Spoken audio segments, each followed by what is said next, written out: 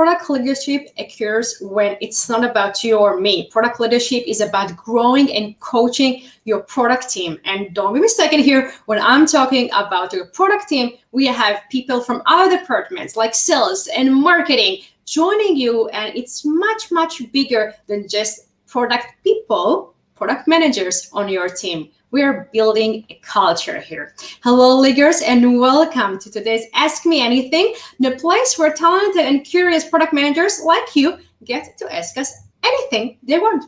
And today we are going to talk about growing and coaching your product team. And this is going to be a great and valuable session, either if you are already a product leader or you're just a PM building your career, because this is a valuable training for everyone who inspire others.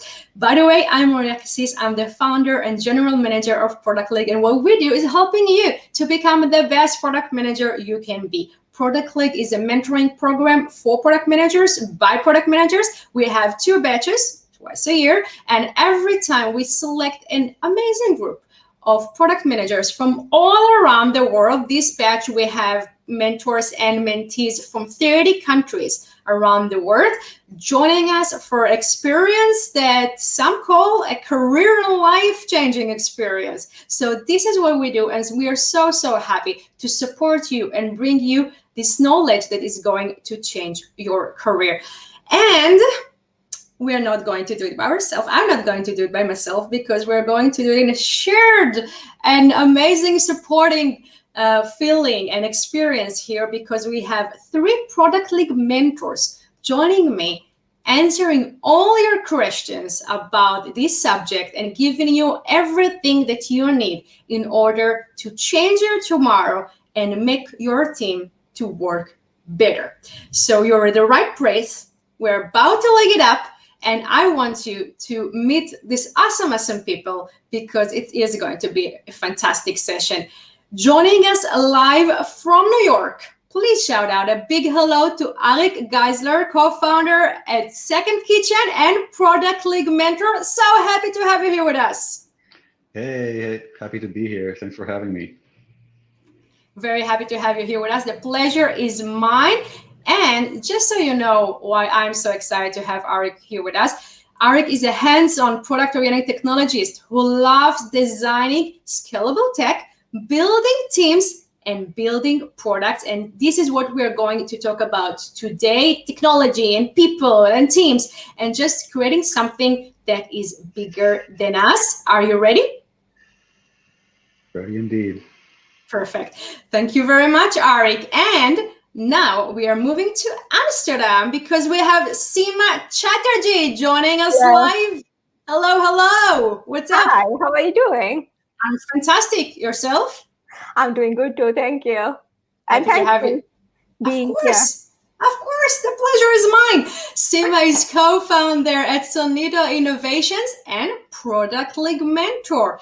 Sima has more than 14 years of entrepreneurial exposure, where she worked with small, large, medium organizations and always tried to learn new things. By the way, this has much to do with what we're going to talk about today, because product teams in different sizes of organizations are different. True. So I'm already waiting to learn from your experience, talking about, different sizes of companies. So happy to have you here with us. Thank you, Sima. Last but not least, get ready to learn from Tsvika Solan from Lisbon, senior technical product manager. Hello. I was just about to tell who you are, but it's way more important to say hello. And how are you? I'm good. How are you? I'm great. Very excited to see you and have you here with us. If you can see it, by mimic and everything. So very happy to have you here with us. Tsvika, just so you know, guys, is senior technical product manager at Miniclip and a Product League mentor. And he is a little special because he's an engineer turned into a product professional. Tsvika works closely with his colleagues to empower his team and to encourage critical product thinking throughout the product life cycle. Also has a lot to do with what we are going to discuss today. Are you as excited as I am? I am. By the way, we're all special, not just me. Everybody Oh, is special. Everyone is special. Yes. Everyone is special. We're all We are- special in our unique ways. Exactly. I was holding myself from saying that. Thank you for saying it for me. Perfect. So thank you, Tsvika. It's time to call back Arik and Sima to the floor. So guys, how is it going to work? When you registered to this event, we gave you the opportunity to ask us anything you want about the subject. And from these questions, we chose the most frequently asked questions, but also the questions that were exciting, interesting, things that we think that you can learn a lot from. These are the questions that we are going to answer, that the guys here are going to answer, but we don't stop here because we also want you to submit more questions that we will answer at the Q&A part at the end, at the closing of this session. So guys, you basically have two call to actions here. One, submit your question in the chat. Two, show us some love. Please like this video, like our channel, wherever you are, spread the love, share with your friends. Show us that you love what we do because, guys, we love you. So the excitement level is about here. I think it's about time for us to start. Guys, what do you say, Arik, Sima, and Tsvika? Are we ready to lick it up? Let's go for Let's it. do that. Yeah. Perfect. So our first question is actually an interesting one. It comes from James. It goes to all of you. And James has what we can say a question that seems to be very simple, but actually it's not at all. And he is asking, what is your hiring strategy? Who wants to start first? Anyone? I'll be happy to. Yay! Cool.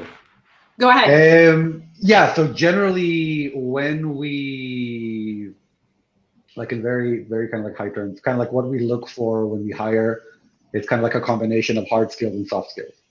So obviously we look for like the technical part of being able to lead a product, know your tools, know the process, have the relevant experience needed to do it, solve problems. We do that usually by either walking through something that we've actually worked on over the last kind of like 6 months, and basically walking through like what that process was. It doesn't really matter what the result is. Obviously, we're not expecting the result to be exactly what we did, but we're looking to see if that process was something that would work for us as a company. Again, it's not necessarily a good or bad kind of like process thing. It's something that we feel would work well with how we work and kind of like how we attack these types of issues on the hard skills front. On the soft skills front, we have a list of kind of like core values that we know would help someone be successful at the company we're in, like currently like Second Kitchen.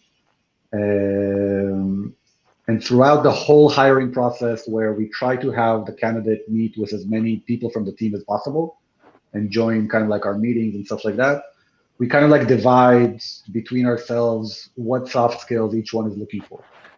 So if we're looking for instance, one of our core values is scrappiness, looking for someone that finds solutions while still being frugal and still kind of like working within their own resources.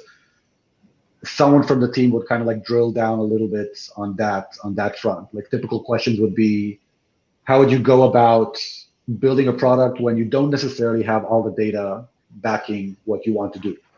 How would you go about kind of like working on that? How would you go about getting that data? How would you go about doing what you think needs to be done? Those are kind of like the two things that we look for when hiring. We tend to lead. I'm a big believer in hiring for who rather than hiring for what, kind of like bringing the right people on the bus.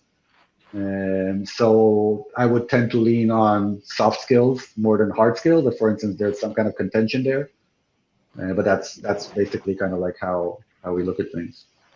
I love the divide and conquer strategy. Instead of everyone focusing on all the set of skills that needs to be found in this candidate, everyone on the hiring team has their own responsibility, let's call it this way, to track if someone has a specific character. And I love it. Love it very much. So thank you very much, Arik. Sima and then Tsvika. What do you have to say about hiring strategy? Yep, Eric, it was pretty good how you explained. And I'll just continue with Eric what he has mentioned during his discussion. So here, what he mentioned as soft skill, I refer it as a human skill, because there we have our values, you have our emotional intelligence, so I just mention it as a human skill. So what we have done is during the course of time, we found that that we need to come out of the traditional hiring approach, what was pretty flat, like screening and going ahead with it. So we just took a kind of cyclic approach, where we build a role. We have our own role canvas where we define the role based on that what is the mandate technical skills are required, as well as what are the human skills are required for that particular positions.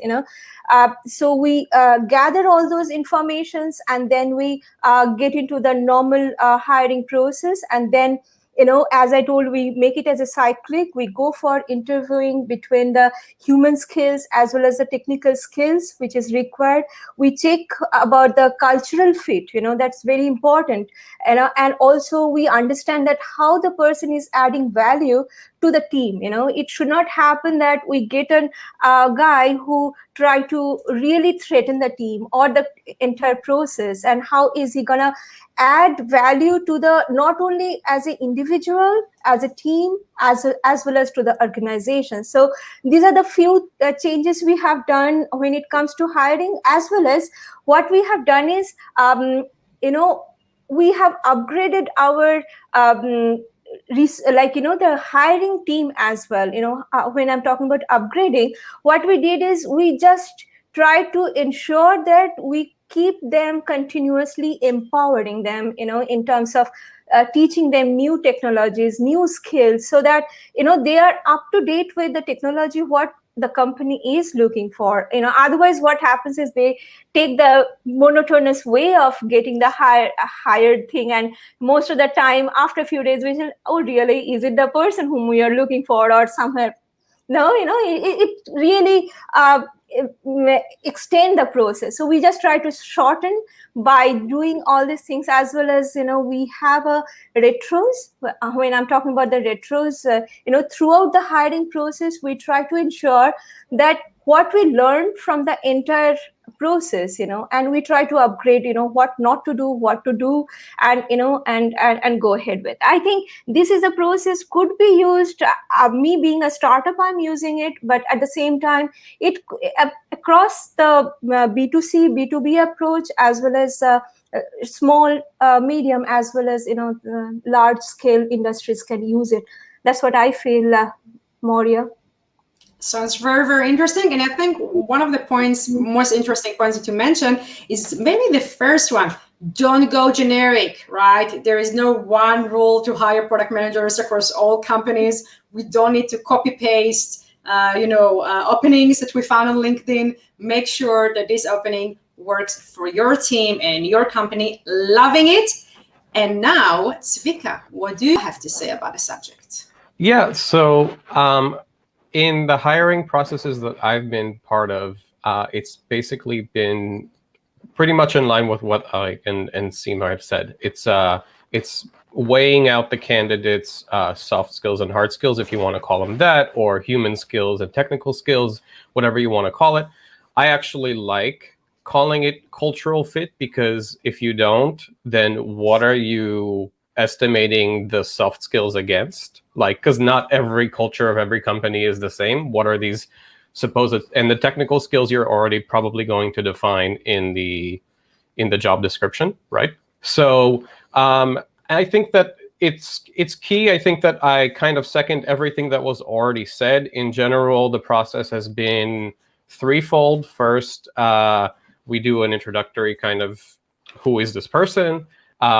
Then we do sort of a test, right? And during the review of the test, or assessment. I don't really like calling it a test so much because it makes We're it not sound testing serious. anyone. Yeah, it's an assessment. It's homework. Yeah. So when we do that, we make sure to kind of try to learn about the person, both in how they solved a problem, but also how is this person on a personal level, right? Like the soft skills that we're talking about. I do think Arik has some thoughts around culture fit and how he feels about that specific term. I would like to hear a little bit from him about why or why not he likes to use that kind of terminology, because I like it. I find it to be reasonable, but I would like to know maybe why not, and I can learn from this too. Things are getting interesting here, guys. Just saying. And we also share links from you, Arik, and from you, Sima, in the comments for the audience to check out. So, audience, keep an eye on the chat, but listen to Arik because this one is going to be interesting. Yeah. So first of all, the way you're defining kind of like cultural fit, it absolutely makes sense. So it's not that I'm against that. Just specifically the way that I look at kind of like company culture is that it's not something that we define, it's something that evolves. So bringing in someone into the company that maybe doesn't necessarily have exactly like the blueprint of people that we recognize within the company as successful, but they might have something a little bit different. For instance, again, if I go to my previous comment, to my previous example of like scrappiness, just a value that we've noticed that each one of our team members has and kind of like makes them successful.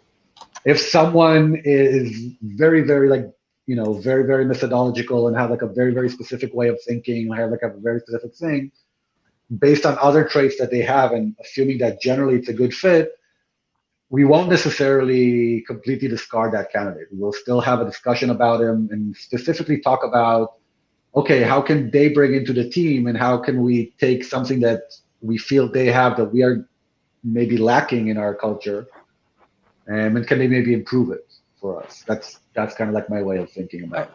I wanna touch on that for a second, because I think that cultural fit doesn't always necessarily mean who is the person that fits the culture as we defined it. But sometimes it's going to be who is this person who's going to change our culture or add to the culture as we've defined it.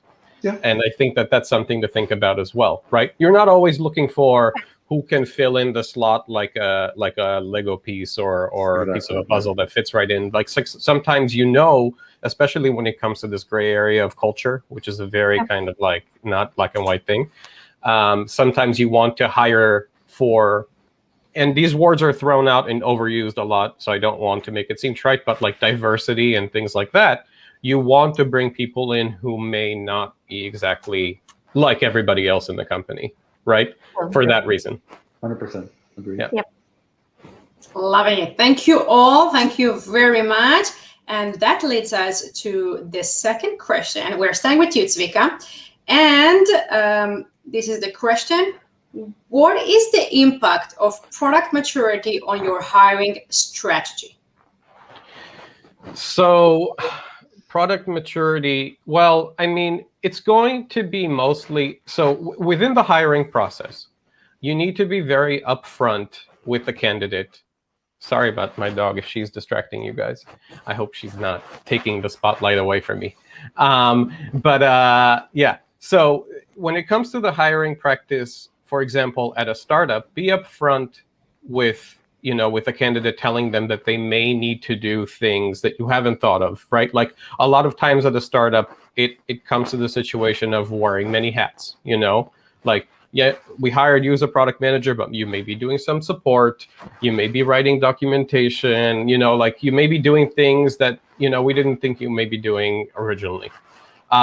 Whereas on the flip side, at a bigger company, in a more established place, like a product that's more established, you're probably going to, you're going to know more exactly what that person is expected sort of to do, even though, there's always unknowns, but a little bit more, but you need to be upfront with the person that you're interviewing, the person going through the process, about what it's like to work at a bigger company and what are the hurdles that they'll have to jump through, right? Because we all love the ideas of like empowerment, right? Like disempowered product teams.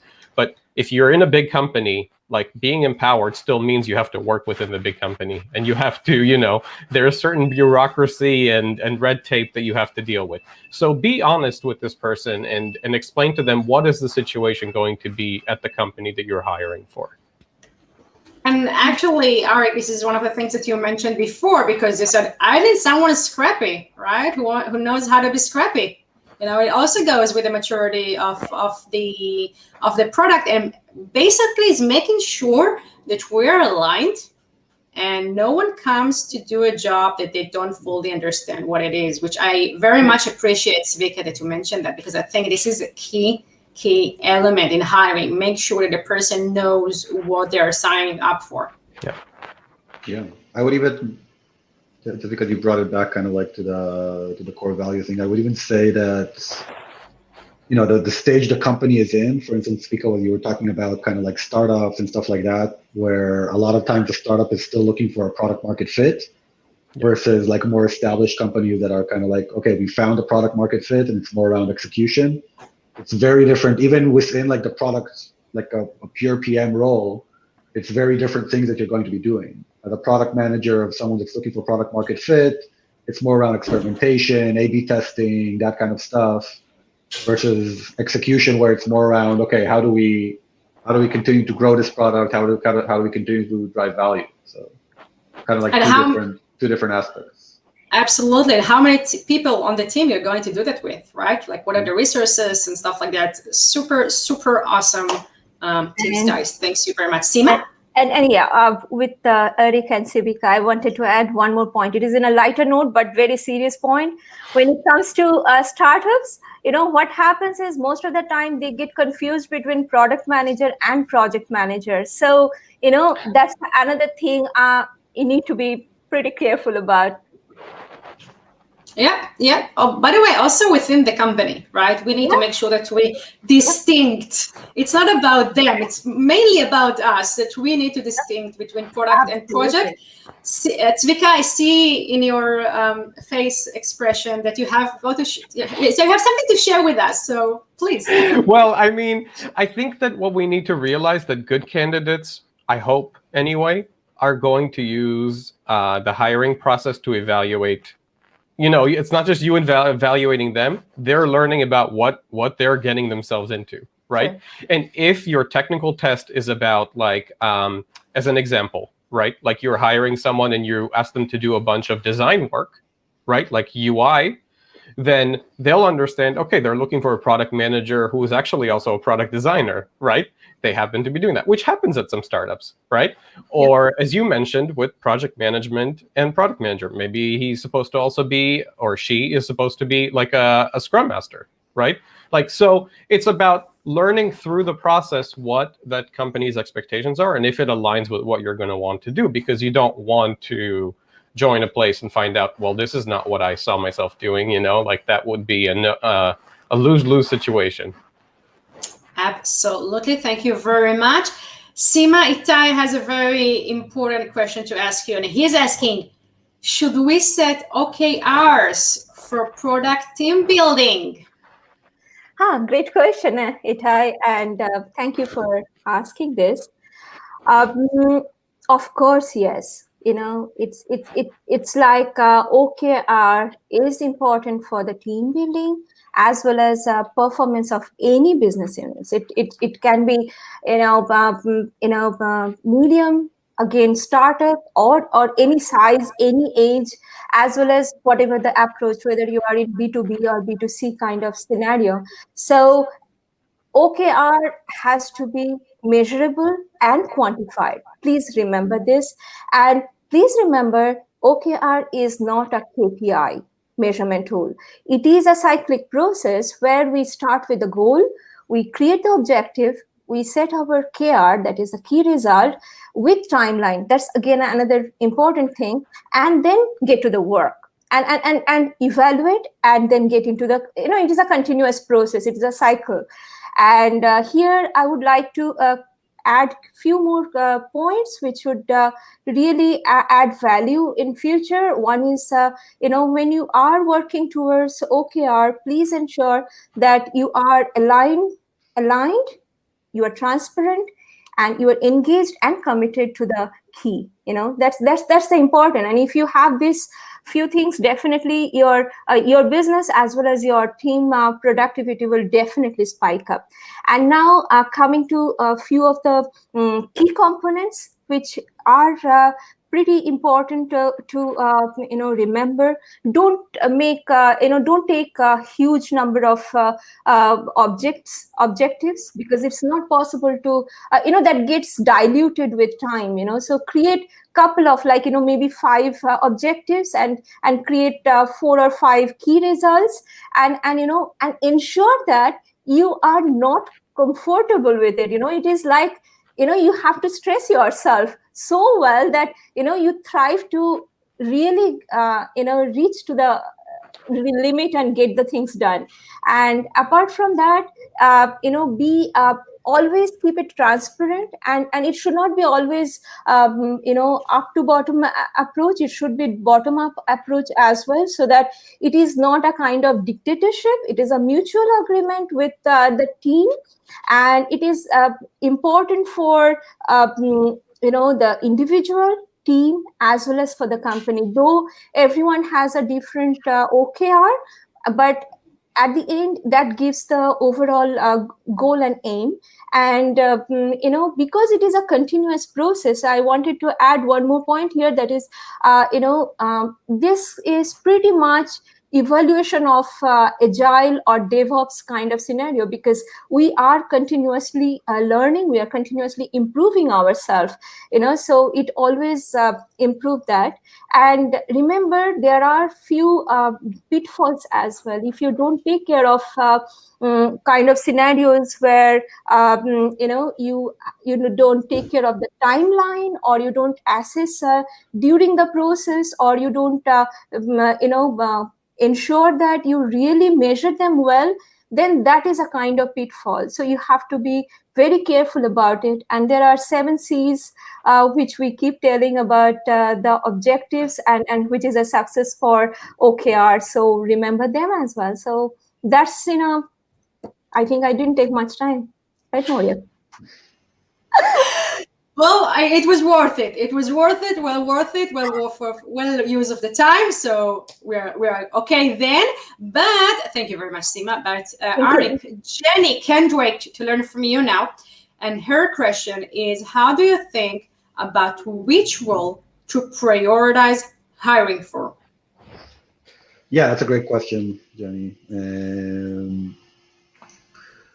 Yeah, so kind of like when looking at prioritization of roles, I guess we take into account kind of like a few different factors. Obviously, kind of like one of the first one is just gaps. If I know that my team, or just talking generally about any team in the company that's kind of like currently at pretty much 100% capacity, but we're still not providing that 100% output that we need to provide, it usually means that, okay, I need to make sure that I can bring someone in to kind of like basically fill gaps in the product. That's, I guess, the most obvious one. The second one would be opportunities. Is there any skill set that we currently do not have within the team or within the company that we need in order to achieve a goal that we have? Just to give an example, for us specifically, we tried to go into another vertical, which was a little bit more B2C oriented than we are today, where we just didn't have the right skill sets. I'm not very good at B2C. I've never really done that like full on. I knew I needed to bring someone in even to teach me and kind of like to own that kind of process. So we know that, okay, in order to have something succeed, something that we have relatively high confidence that we're going to invest in, we'll hire for that role, and then over time we'll probably expand that role and expand team underneath that person and then start expanding it. And that's another one. Another factor that we bring in is, this might be something that's very specific to startups, but especially startups that are VC-backed startups, like venture capital-backed startups, obviously they have growth metrics that we need to prove out. So it's usually backed by some kind of X factor. So we know the company, we want to grow the company by a certain X at a certain time in order to be able to continue to grow, to continue to maintain ourselves and stuff like that. So there's back of the envelope kind of stuff that you can do that that in order to basically grow this way, if I can continue the growth that I have today, I need to bring on a certain number of people to support that growth. That's usually less true for, I guess, product managers and more true for kind of like stuff like sales, customer support, customer success, stuff like that, which is more kind of like towards those kind of like direct growth numbers. And the last one unless you know, by the way, I'm sorry to interrupt it. Unless you know you have to go for a new market, right? And then you need someone to specialize in that, unless you have a new vertical or like subdomain. So in this case, it's actually very much tied to hiring product managers as well. 100%. And kind of like that goes back to my previous point about if we know that there's kind of like a vertical we want to go into or a new opportunity, obviously that also has kind of like metrics, metrics around it that supports the growth. And that's more kind of like an opportunity that we need to hire for skill set. Because one more thing that I would. People in the audience can think that only salespeople can make the product succeed, and no, we are tied with that as well. I'm kidding. I'm just kidding. Absolutely. One more thing that I would add is just I always try to keep also like an opportunistic kind of like hiring. We'll always have roles kind of like open in terms of opportunistic. People can kind of become available or kind of like they're looking out for like new roles, which we don't, not necessarily at times when we're like actively looking.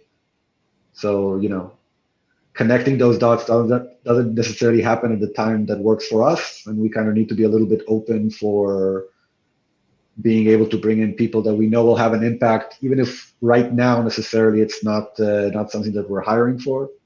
Again, going back to my point before about hiring for who rather than what sometimes. So we do take also an opportunistic kind of like approach to hiring as well. Loving it. Thank you very much, Arik. That was a great answer. And guys, as you know, it's all about product management here, and we are all agile. So I just want to show you that we just received, just like a few minutes ago, a request from Lior. Can you write the questions after you say that? So of course, because this is a request from a customer, from a user. So we already post one of the questions, the one that was submitted to Arik on the screen, and we are going to continue doing that. Please use the chat to interact with us. You see, we do listen, we do read, and we do listen, and also use the chat to submit your questions, because the Q&A is coming at the end of the session, and we want to make sure that you have all the answers that you need. And answers bring us to Tsvika, because Sion, and I really hope I pronounced their name correctly, has a question, and they're asking, how do you go about building a team from scratch? How will you adjust coaching style or little coaching depending on team structure? That's an interesting one. Yeah, it's a very good question. I've never had to actually build a team from scratch. I think maybe Arik has more experience with that, but or Sima for sure, but because she just started her own company. So, but as far as for me, it was a hypothetical when I was being interviewed for a company. That was kind of like the scenario that they took me for. Like they were like, okay, you come in here, you need to tell us who do you need and who you're going to hire. And I think that it's a little bit difficult, right? Because you need to kind of have an understanding of where you're going to go and who you're going to need in order to take you there, right? But to kind of loop it back into what Arik was just talking about before a little bit, that kind of like constant hiring, I really like that, because in most places you have this idea of like headcount, right? Or like we fill in the gaps, or we hire for a person when we know we have this specific need. And what that causes And it also connects to what you were talking about, Moriya, about being agile, right? Like, we can be as agile as we want to be, but the hiring process is usually not a very fast process. To find the right person, especially when you're looking for like a who, right? Like a good candidate, is not usually a fast thing. So the only way to shorten it is to shorten the hiring process itself to the point where it becomes almost kind of meaningless.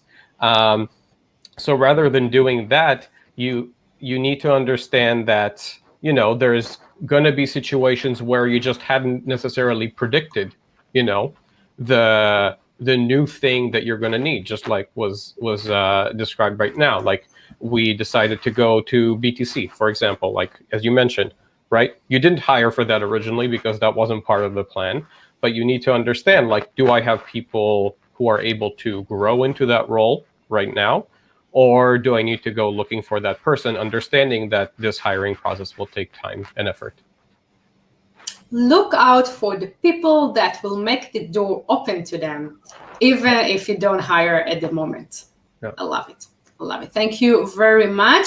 And we're now going to talk about coaching. We talked about hiring the people, finding the right talent for the team. Now it's about coaching. Lior submitted an important question to you, Sima, and she is asking, what is the best way to handle a high maintenance junior PM? One that needs a lot of attention and close monitoring. We all have been there. We all want to learn from it. So, Sima. And you are muted. So you are now not muted. Yes. Yep. So trust me, I'm loving the session. You know, where Arik and Tsvika has shared their session, knowledge, as well as great questions which is coming up. So, Lior, thanks for asking me this question. So before I start talking about it, I would like to add one point, and I want to emphasize one point. Every resource in any organization is high value resource, okay, and they really need attention.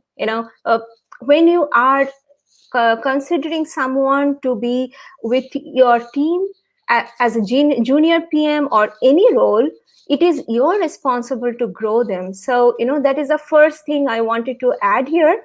And the process wise, what we do is, the first thing is communication, very important. I didn't mean communication by the language communication. I meant by to understand each other, to understand the team, as well as how he or she is reacting with the team, and how the team can put him or her in a right position in the team. So that is very important.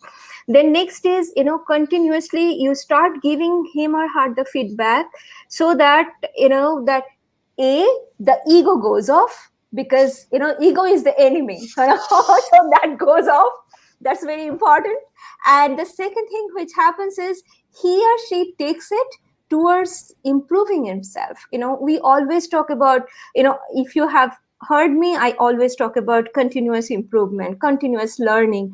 That is where we can ensure that the guy reaches there. Then elevate the EQ, because again, emotional quotient is more important than IQ.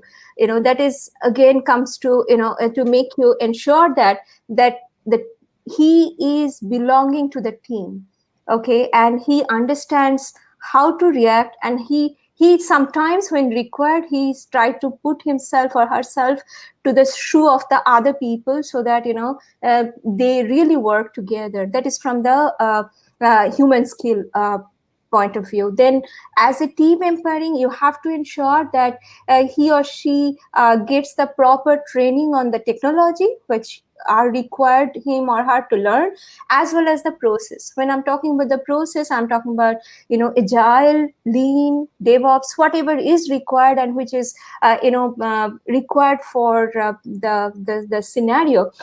Then and these all will ensure that he or her or his self-esteem gets boosted, confidence gets boosted.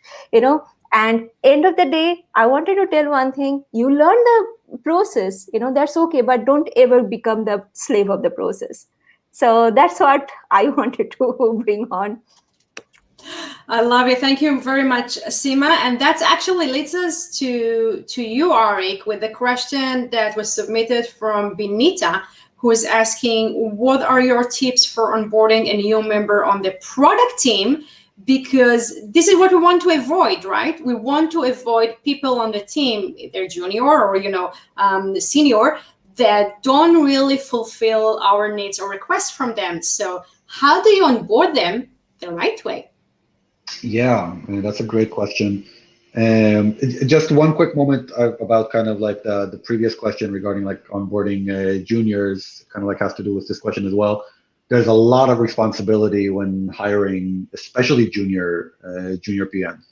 Sometimes people tend to think that kind of like hiring juniors maybe a little bit easier than hire executive positions or leadership positions, just because people come in with a lot of knowledge as execs and stuff like that. Hiring a junior is a lot of responsibility because whether we like it or not, we're usually their first touch point with product management. So kind of like we're molding them for better or for worse into their future career. So there needs to be a lot of thought process and kind of like a lot of basically there's a lot of kind misconception here.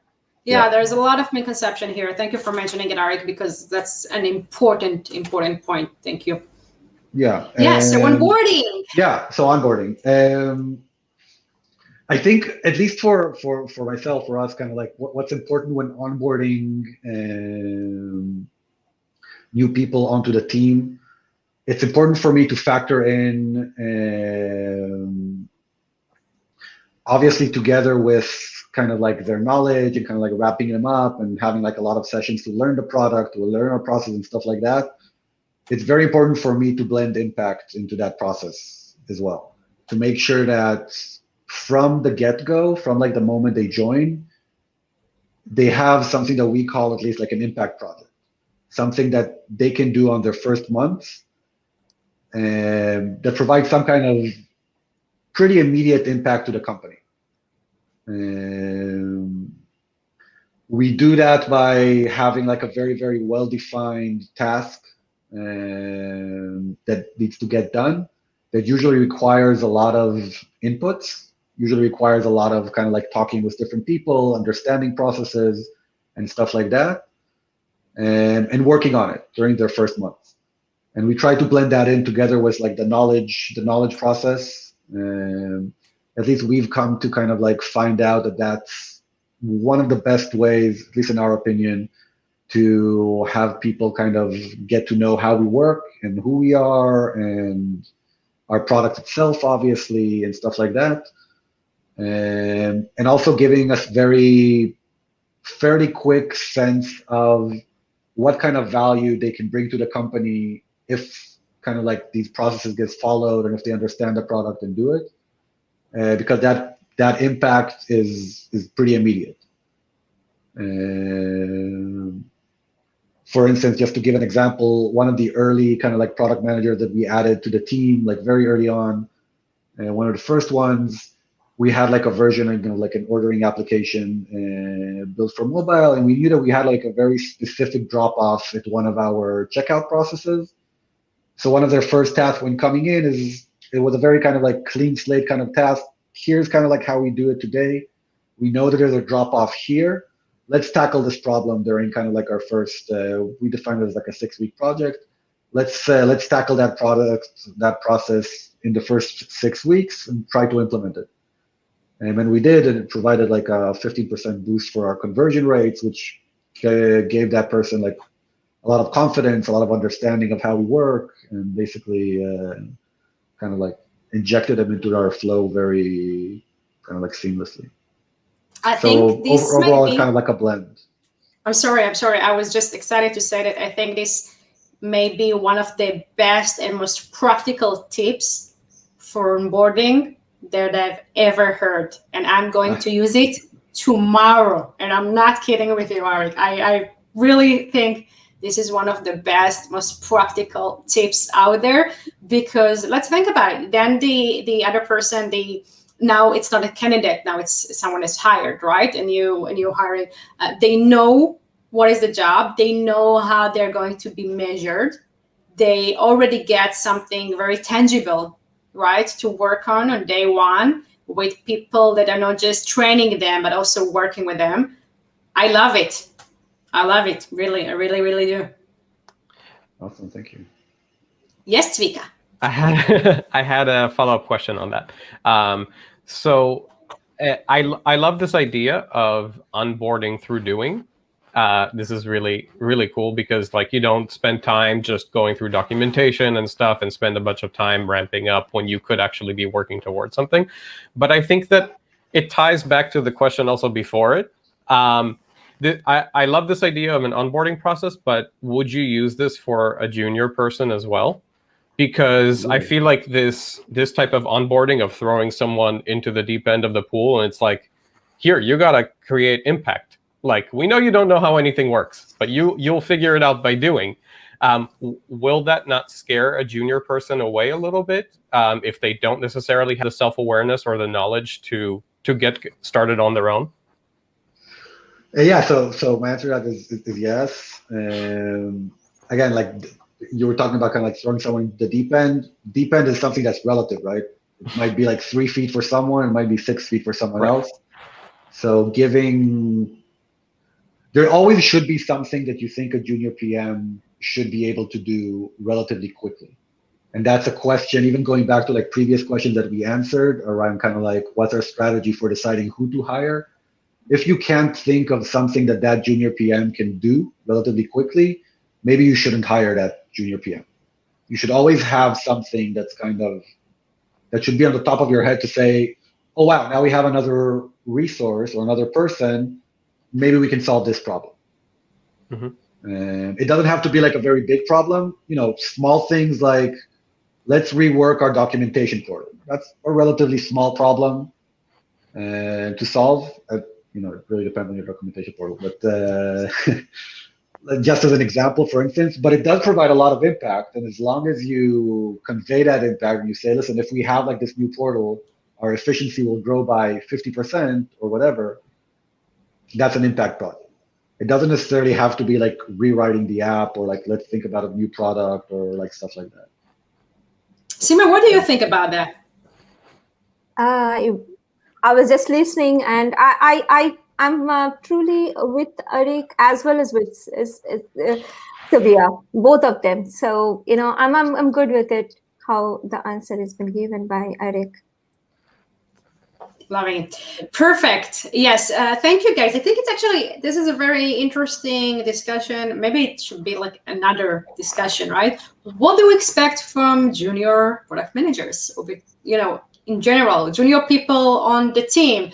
Because, by the way, it also goes to the first question we discussed about hiring, because it goes to soft skills versus hard skills. So maybe we cannot expect them to have all the hard skills on day one, because otherwise they would have been juniors, but they should have like the kind of character or soft skills that we are looking for in order to make it somewhat optional for them to deliver something on month one. Yep. Loving it. So Moriya, here I wanted to add one point. When you told about soft skill and hard skill, technical skill, like till now or till last year, what we used to follow is maybe the balance was like 30-70 or 20-80 kind of, where we used to really emphasize more towards the technical skill compared to the human skills. But as you see, the time is growing and it is completely changing now. What we are looking for or what we are emphasizing is a balance of 50-50, where that we are evaluating both the skills are mandate for to onboard someone or hire someone to the onboard, because as technical skills are important, human skills are equally important when you are because product management is a process where you need to be the CEO of your own product. So it is important. You have to talk to multiple layers of the people in the organization as well as externally. So you need to have human skills equally important than technical skill. So you have to. Yeah. So that's Absolutely. what I would like to add here. Absolutely. Guys, we have 10 minutes left. One question that was already submitted and questions from the audience in the Q&A, but I know that you love challenges, otherwise you wouldn't be here. Before we are moving on to the next question, I want to remind the audience that first, please submit your question. This is your final shot to do that. And also, please make sure that you hit the like button, comments, share, everything that will show both us and the social media networks that you love us and the content that we create just for you so you become the best product manager you can be. Now, the next question, it comes from, I love this name, him, that's a real name, and he is asking, I will be transitioning into a mentor role. What should I keep in mind while making this transition? So transitioning into being a mentor inside the organization. Before I'm giving you guys the floor to answer it, I want to share something with you because we just had a poll on our LinkedIn page when we asked the audience to make you a happier employee. What is the one thing your manager can do for you? The options were remove work from my plate, be my ally before my peers, allow me to be autonomous, and mentor me for promotion. And we have 49%, not less than 49%, voting for mentor me for promotion. Okay, now we are in the mentoring business, right? You're mentors. We are a mentoring program. We believe in mentoring with trust, right? So we are hooked already. But I love this question from him because he is asking, I'm already a product leader at the company. They now assign me to be also a mentor on the team. What should I keep in mind while making it? Because this is the actual coaching and growing your product team when you mentor them. So who wants to start? Let's go with Arik. Okay, Arik, you are the brave one to start first. Yes. Mm-hmm. I feel like I was pushed into the water here. Pushed into the deep end. Exactly. But it's okay because you're not a junior one, so you know how to handle that. You know how to swim. Yeah, so I guess mentorship is such a kind of like, it's so different, kind of like depending on kind of like who you mentor and stuff like that. One thing that I think is consistent across different kind of like mentorship opportunities is you kind of need to keep in mind that you mentor not only based on your successes, but you mentor a lot based on your failures. So kind of like on the stuff that didn't necessarily succeed, maybe later you corrected it even better, or kind of like you took some steps to correct things or stuff that you learned as part of failures. And that's as equal as part to your mentorship as your successes and the stuff that you learned along the way. It kind of helps to be honest and kind of to really share those experiences, again, both successes and failures, and to be able to be open about them and discuss them and kind of be able to share what we learned from them. Some of the examples that I gave before for like different questions, like for instance, hiring strategies when we were hiring for like new skill set for a new vertical that we were trying to go into. Because we didn't really do that well, we failed. So we had to correct that later, and we succeeded later on. But the initial thing we did is we didn't hire appropriately, and we didn't hire for a new skill set, and eventually that led us to not succeed specifically in that specific task. And that taught me like how to deal with these kind of like new things and how like to tackle them, and to understand that we don't always have the right skill set. Something we need to add to our skill set, and something that I kind of like added to I get to my mentor toolbox, I guess, over time. Loving it. Thank you very much, Arik. Sima, your one tip. Okay, not one, maybe a couple of. Okay, we can go for two, but we don't have time for more than two. Okay, perfect. So what Arik told, I'll just add there a couple of things. One is, we learn from them as well, so it is a individual, it is a win-win situation. And second thing is, I believe in cone of learning. If you know the technique, where what we are doing, that stays with us. So what I do always is, I don't, or I always ensure that we don't tell our mentees what to do. Let them do, or how to do the things. Let them do and surprise us with the result. So if we really believe in the cone of learning technique, so and if they do something which by themselves, it stays with them. It's not like, verbally, if you tell something, or writing, or they just hear something, that doesn't have that impact what you have when you are doing something. That's it. I could. You dropped the mic. I'm loving it. Thank you very much, Sima. You surprised me. I always love surprises. I'm always on for surprises. Tsvika. I mean, they already stole my answers, but I'm all I'm gonna say is the same, right? Same, like talking about your failures as well, your successes, 100%. Like giving people examples of your experience that they can't just go and find in a book, right? Like that's why you are a mentor, is because you have unique experiences, and these experiences might be good or they might be bad, but they are your experiences and someone else can learn from them, right? And it's not necessarily something they can find somewhere else online or in a book or elsewhere. And exactly what Sima said, I'm just repeating the answers because those were my answers. You are going to be a mentor. Realize that you are going to grow from this too. It's not just you are now in a role to make someone else grow, which hopefully does happen, right?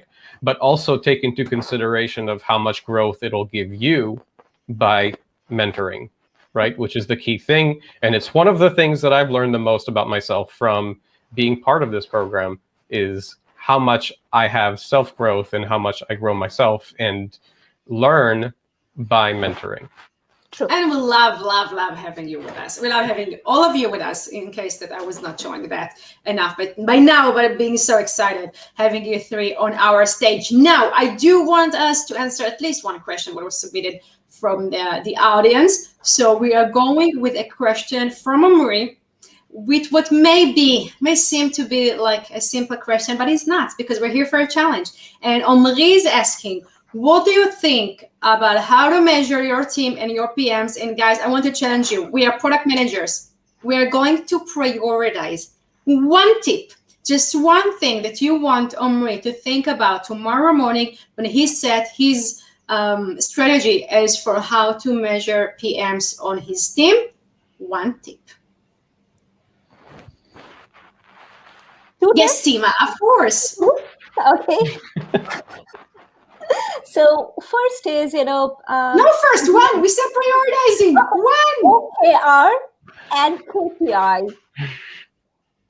Okay, I'll give it to you. Okay, so two in one. It's 2 for 1.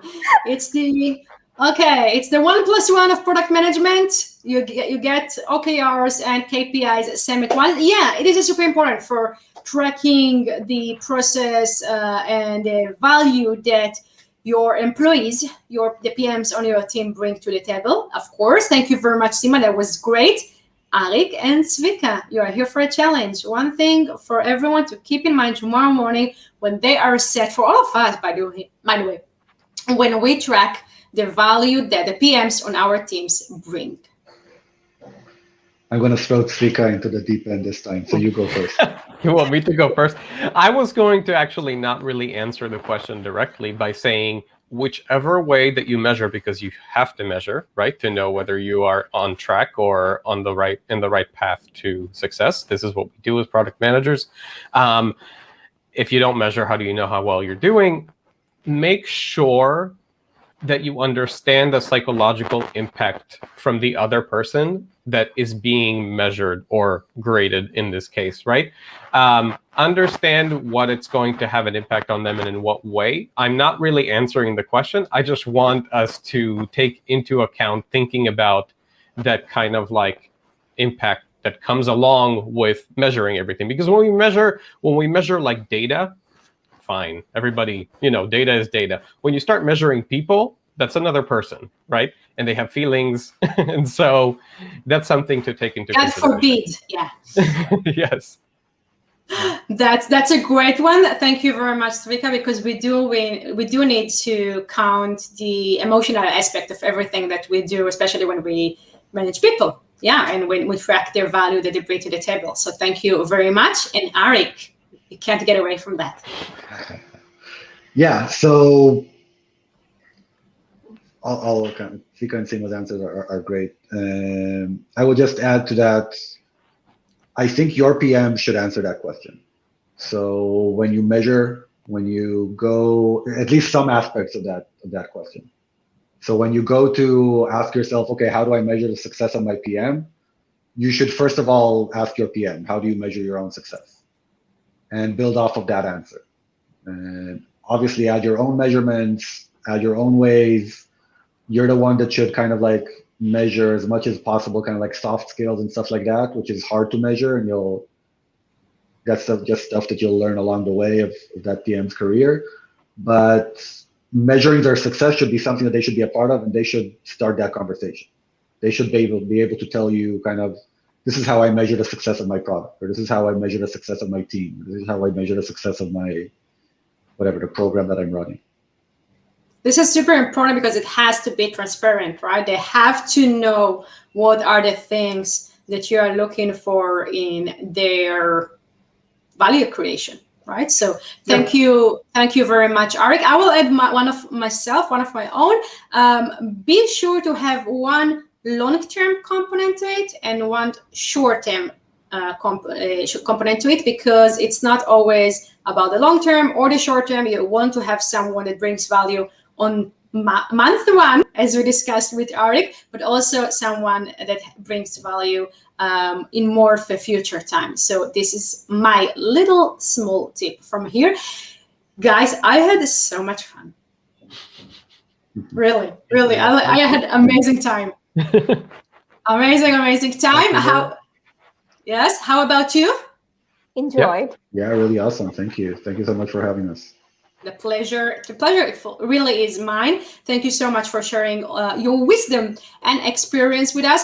Leaguers, these were from New York, Arik Gaisler, co-founder at Second Kitchen and Product League Mentor. From Amsterdam, Sima Chatterjee, co-founder of Sonido Innovations and Product League Mentor, and from Lisbon, Tsvika Solan, Senior Technical Product Manager at Miniclip and Product League Mentor. Again, I had so much time. This is Product League, right? We create value in life for you to learn how to be better product leaders, because it's all about growing our team, coaching our team, and making sure that the discussion is never about us, but about the team in a way that creates products that matter. I had so much fun, guys. Thank you very much for joining me. Bye-bye. Until next time. Thank you. Bye. Bye-bye.